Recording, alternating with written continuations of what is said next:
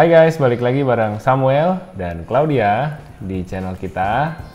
Thank you buat respon teman-teman yang baik banget untuk video KPR Lunas kita. Jadi kita pengen lanjutin percakapan seputar rumah tangga. Dan hari ini kita mau ngomongin soal manage rumah tanpa asisten rumah tangga.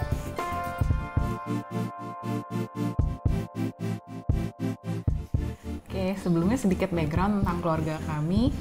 Kami dua-duanya kerja, ada anak satu usia 20 bulan, rumah sendiri, landed house, dan kami nggak pakai pembantu di Jakarta. Iya, kalau kalian udah nonton video kita yang sebelumnya, yang soal KPR dan soal expense bulanan, kalian udah kira-kira dapat bayangan lah seperti apa journey kami memiliki rumah yang sekarang. Kalau belum sempat nonton videonya, nanti linknya akan gue taruh di atas, silahkan ditonton. Sebenarnya dari awal spirit kita untuk bisa punya rumah adalah untuk kita punya space yang mandiri, untuk kita bisa gedein keluarga kita sendiri. Punya rumah yang kita bisa bersihin sendiri, kita pengen punya rumah yang kita bisa rawat sendiri, dan kita bisa desain sendiri semuanya sehingga semua area di rumah tersebut bisa maksimal buat kebutuhan gua dan Klau kerja, buat kita hidup juga, dan buat anak kita main tentunya. Dan mungkin satu poin lagi, sebenarnya kita ingin rumah ini menjadi sesuatu yang sangat personal bagi kami gitu, karena dari awal bangun, dari pilih tanah terus sampai desain rumah, terus semua hal yang ada di rumah ini, semua ubin, semua aksesoris, semua furniture itu benar-benar kita pilih handpick satu persatu gitu. Jadi buat kami ini adalah rumah ini benar-benar personal kami gitu, mencerminkan kepribadian kami, dan ya it is our space.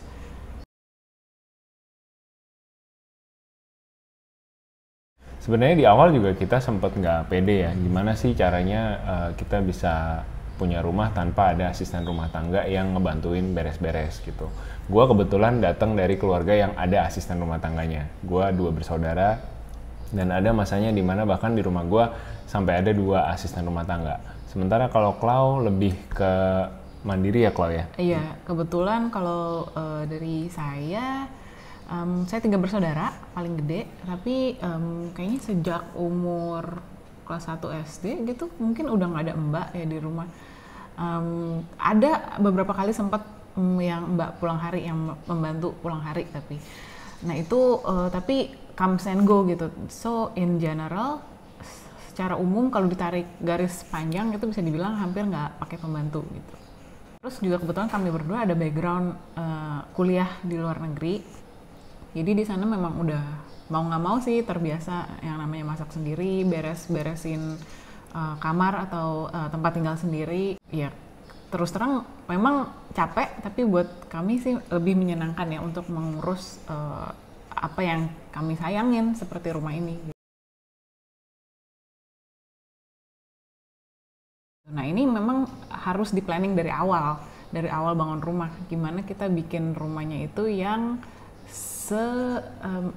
yang semampunya gitu ya, semampunya kami bisa ngeberesin tuh segede apa sih, sebesar apa gitu. Jadi memang kami sengaja nggak mau bangun habis tanahnya, karena kami tahu kemampuan kami untuk ngebersihin rumah, vakum, pel, lap jendela dan lain-lain tuh nggak sanggup kalau gede-gede, sanggupnya ya cuman segini aja. Jadi ya udah kami settle dengan size rumah yang memang kami confident bisa kami rawat sendiri. Jadi ini penting juga sebenarnya buat dibicarain sebagai suami istri, lifestyle seperti apa yang kalian inginkan dari rumah kalian. Kalau memang ada kesepakatan untuk nggak pakai asisten rumah tangga, artinya nggak make sense juga untuk bikin rumah yang terlalu besar, bikin rumah bertingkat-tingkat, mungkin yang susah dibersihkan gitu layoutnya. Ini aja sebenarnya kita ada beberapa titik yang akhirnya kita sadar susah nih dibersihin kalau nggak ada asisten, kalau nggak ada yang bantuin. Kayak sebenarnya kita bikin jendela yang lumayan tinggi. Ini di balik kamera ini ada jendela yang tinggi sekali, dan ini nggak bisa dibersihin sendiri. Kita harus panggil orang untuk pasang steger dan ngelap jendelanya, dan ini hanya bisa dilakukan mungkin setahun sekali gitu. Jadi dipikirin baik-baik space kalian tinggal, kalian bisa bersihinnya seperti apa gitu. Karena nggak semua yang kelihatan bagus pada saat digambar, pada saat udah jadi rumah oh iya ya nanti kalau ada maintenance gimana, nanti kalau mesti dibersihin gimana, kalau ada tukang mesti naik ke atas susah apa enggak kayak gitu segala macam. Jadi dipikirinnya harus emang jauh sih ketika proses desain rumah. Iya, termasuk dengan pemilihan furniture mungkin ya. Jadi kita memang sengaja carinya yang apa kayu gitu, yang memang ya udah dilap aja bersih gitu. Kita menghindari materi-materi seperti kain, terus apa velvet gitu ya. Jadi untuk hordeng juga kita pilihnya ya materi-materi memang nggak gampang nyimpen debu gitu ya. Jadi memang semuanya ya memang bisa dibersihin sendiri, even sofa gitu semuanya yang bisa kita buka terus kita cuci sarungnya.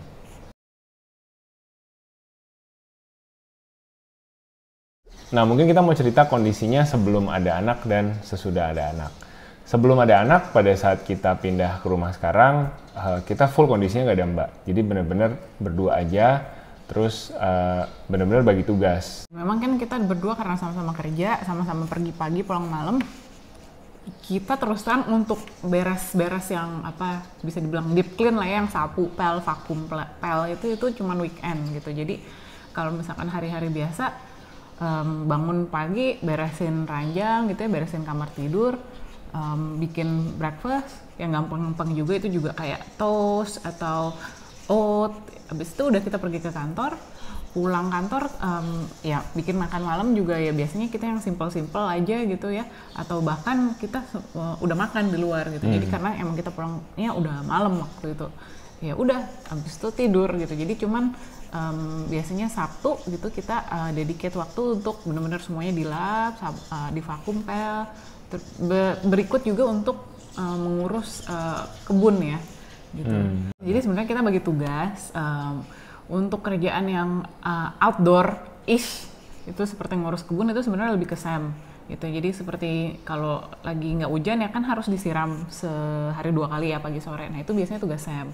Itu sedangkan kalau saya sendiri tugasnya itu lebih ke indoor. Jadi ya seperti fokusnya sih seperti vakum dan pel gitu ya. Lalu lain-lain lah, berganti spray, cuci piring, cuci baju, jemur dan lain-lain. Tapi ya sebenarnya kita ya itu on papernya seperti itu, tapi kan kadang-kadang ada saat-saat yang Sam lagi sibuk banget atau bener-bener pulangnya lembur banget ya, masa nggak siram tanaman gitu ya, udah oke, jadi saya bantu siram gitu. Dan sebaliknya pun ada saat-saat saya lagi hektik banget, bener-bener meeting yang nggak habis-habis gitu ya, dan pulangnya malam ya, masa misalkan di rumah ada piring kotor udah numpuk nggak dicuci gitu ya, oke jadi Sam cuci piring gitu. Jadi ya kita bagi tugas, tapi in the end kita berusaha untuk saling cover each other, karena kita tahu ya ini rumahnya punya kita berdua, jadi ya jagainnya kita, urusinnya juga urusan kita berdua gitu. Nah yang tadi Chloe ceritain itu sebelum ada Hana, sebelum ada anak kita. Pada saat kita punya Hana di awal-awal, sebetulnya namanya bayi kan belum banyak bergerak ya, belum bisa merangkak-rangkak, belum bisa lari-larian sendiri, jadi sebenarnya masih manageable kita berdua tanpa asisten rumah tangga. Jadi masih ada saat-saat dimana kayak kita masih bisa bersihin rumah, vakum, ngepel dan ngurus cucian, dan Hananya tuh kita taruh di dalam baby crib, kita taruh di dalam playmatnya dia gitu. Dan dia nggak bisa kemana-mana karena kan masih bayi kecil nggak berdaya gitu kan. Tapi banyak hal berubah dalam rentang waktu yang pendek sebenarnya. Ini Hana belum genap 2 tahun, tapi kita udah mesti adaptasi banyak banget. Jadi memang pas awal-awal setelah lahiran Hana, kita sempat hire Mbak pulang hari. Waktu itu seminggu 3 kali ya datang, memang cuman buat ngerjain yang berat-berat banget aja nih, seperti ya tadi itu ngepel, lalu cuci kamar mandi, lalu cuci hal-hal yang harus cuci pakai tangan, misalkan cuci kesetan gitu ya, cuci lap-lap dapur gitu. Nah itu datang seminggu 3 kali, dan dia juga bantulah masak sedikit-sedikit. Tapi ya karena memang dari sayanya akhirnya fokus ke baby gitu, tapi tetap kita berdua hands on gitu, maksudnya tetap cuci piring, tetap masak gitu most of the time gitu. Lalu datanglah COVID gitu kan, setelah Hana kurang lebih baru umur 3-4 bulan, datanglah COVID, dan akhirnya kita berdua itu harus WFH gitu ya. Dan kita sempat cari ya mbak yang full tinggal di dalam gitu. Nah itu menurut kami itu prosesnya painful banget gitu ya, karena kita harus lewat yayasan, interview satu-satu, terus udah dapet nih katakanlah yang menurut si ibu yayasan oke gitu, ternyata ya kita plus uang yayasan itu belum lagi uang karantina ya, belum lagi uang PCR, belum lagi ntar transportnya kita mesti bayarin lagi ke sini. Dan ternyata pas sampai di rumah ternyata tidak seindah yang dijanjikan gitu ya. Ternyata dalam proses kita pakai pembantu, akhirnya kita pakai kurang lebih total 1 tahun. Itu kita sempat ganti yayasan 1 kali, dan total mbak yang datang dan pergi itu ada 5. Dan itu mereka selalu dari mereka yang minta resign dengan berbagai alasan gitu ya. Jadi apa ya, kayaknya kita jadi bingung gitu, ini pakai mbak terus terang ya membantu oke lah, membantu ada pastilah ya gitu kan, bantu liatin Hana, bantu jagain Hana, bantu bersihin rumah ada, tapi kok malah jadi lebih pusing gitu ya, kita pusing ngurusin makanannya dia, kadang-kadang ada ketemu mbak yang picky gitu ya, nggak mau ini nggak mau itu, kita harus mikirin dia maunya apa gitu, kita harus mikirin bikin dia nyaman dan happy di rumah ini juga gimana gitu. Saya pikir ya kita pikirin loh gitu, ini kalau jaga Hana terus udah 2 jam gitu ya, misalkan kita berdua sama-sama lagi meeting terus nggak bisa pegang Hana sama sekali, kita minta tolong dia pegang Hana tuh udah 2 jam, kita tuh berdua udah sama deg-degan, ini mbak udah jenuh belum ya gitu, dia harus ke toilet nggak ya, harus break nggak ya 5 menit 10 menit. Jadi sebenarnya ya nggak sampai totally peace of mind dan kita jadi nggak ada kerjaan gitu, enggak ya. Dan ya itu 2 bulan keluar, kita juga kan worry ya, karena kita bawa orang asing masuk ke dalam rumah ya, walaupun kita udah sebisa mungkin karantina, PCR, ya tetap aja orang asing gitu. Dan kenyataan bahwa mereka rata-rata 2 bulan sekali itu resign, itu benar-benar buat kami down banget.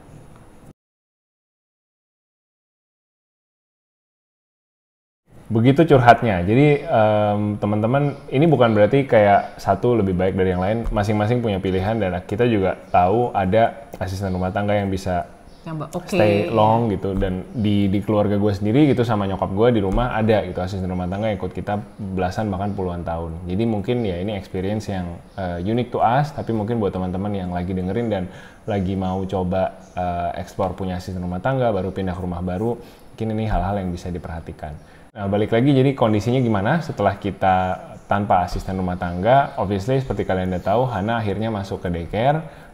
Kita ketemu daycare yang dekat rumah, di mana di sana dia bisa main bareng sama teman-temannya, ada kegiatannya. Kemudian dikasih makan juga di sana pagi sama malam.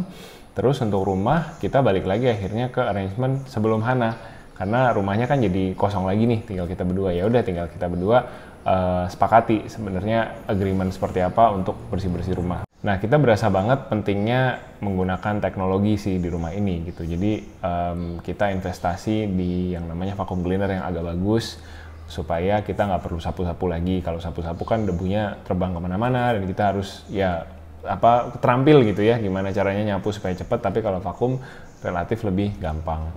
Terus juga kita ya dari dulu udah pakai mesin cuci. Dan cari baju juga kalau belanja adalah baju yang tidak perlu disetrika biasanya gitu. Kalau gue dulu masih ke kantor kemejaan, cari kemeja yang non wrinkle. Jadi ketika selesai dicuci pun dikibas-kibas, dijemur, nggak perlu disetrika lagi untuk dia bisa kelihatan rapi. Bajunya itu selain cari yang nggak usah disetrika, yang aman masuk mesin cuci itu juga penting tuh.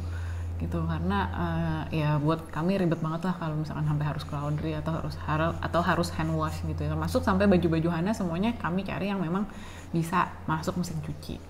Iya, kalau di rumah kita ada Google Home, jadi beberapa tugas untuk untuk rumah ini itu kita otomasi. Kayak misalkan nyalain lampu pagi sama sore untuk lampu di luar rumah gitu kan, penerangan jalan.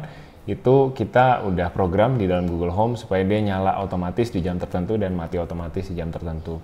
Terus untuk pompa air, kebetulan rumah kami memang pompa airnya memang airnya kecil di rumah gitu, jadi harus pakai pompa dorong.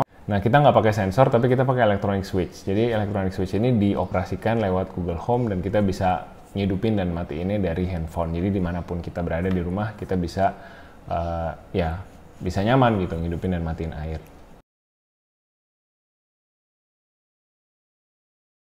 Nah, sekarang itu kondisinya kami ada lagi mbak nih yang datang seminggu sekali. Kenapa akhirnya kami memutuskan untuk hire lagi? Ya itu kembali lagi karena memang ada tugas-tugas berat gitu ya, seperti cuci kamar mandi, lalu seperti yang kayak setan dan ya kain-kain lap gitu, memang yang kalau nggak dikucek itu kalau masuk mesin cuci doang kurang bersih gitu ya, karena noda-nodanya itu harus dikucek banget. Nah itu sebenarnya kita sejujurnya ya kalau kita nggak ada mbak ini sebenarnya juga masih ke handle gitu terus terang ya. Kebetulan tugas cuci kamar mandi ada tugas bapak ini gitu ya, dan itu ke handle karena kan memang kita cuci kamar mandi oke seminggu sekali gitu. Tapi kenapa akhirnya kita memutuskan untuk hire, kembali lagi kita sibuk banget terus terang WFH gitu, walaupun WFH itu kadang-kadang meeting nggak berhenti-berhenti, makan siang aja cuma 15 menit habis itu harus buru-buru lagi untuk bikin report, untuk meeting berikutnya gitu. Jadi dan kebetulan ini ada mbak yang dulu memang sempat kerja di sini, dia sempat menawarkan lagi gitu mau kerja lagi apa enggak, dan ya oke lah kita pikir karena Hananya juga sekarang di daycare kan, meminimalisir kontak ya dengan orang asing gitu. Jadi ya emang si mbak ini datang akhirnya seminggu sekali waktu kondisi Hana lagi di daycare gitu ya. Jadi ya, dan itu tadi dia bantu untuk kerja yang super berat-berat banget gitu ya, seperti cuci kamar mandi dan lain-lain. Oke, itu dari kita. Gimana? Kalian tim dengan ART atau tanpa ART di rumah? Silahkan share ceritanya di komen box di bawah. Kalau ada yang mau ditanya juga boleh, kalau ada yang mau di-sharing boleh banget. Kalau sharingannya mungkin private dan kalian malu share di bawah, boleh juga email kita ke email ini. Nanti dari cerita kalian, siapa tahu ada yang kita jadiin video di episode selanjutnya. Jangan lupa like, comment, dan subscribe, dan sampai ketemu di video selanjutnya. Bye-bye!